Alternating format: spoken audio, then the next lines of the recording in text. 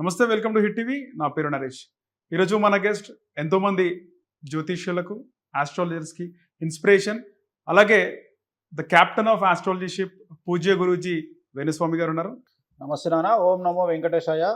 Hit TV ప్రేక్షకులందరికీ కూడా శ్రీ విశ్వావసునామ సంవత్సర ఉగాది శుభాకాంక్షలు.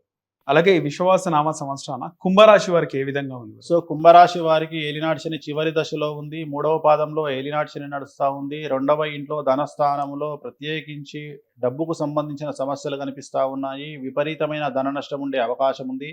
ఏ రంగంలో పెట్టుబడులు పెట్టినా, ఎలాంటి తప్పుడు నిర్ణయాలు తీసుకున్నా, అప్పులు ఇచ్చినా, చిట్టీలు వేసినా, ఎవరిని నమ్మి డబ్బులు ఇచ్చినా ఖచ్చితంగా డబ్బు కోల్పోయే అవకాశం కనిపిస్తూ ఉంది. జాగ్రత్తగా ఉండండి. మీరు పెట్టే ఇన్వెస్ట్మెంట్లు ఖచ్చితంగా నష్టాన్ని చూపించే అవకాశం ఉంది.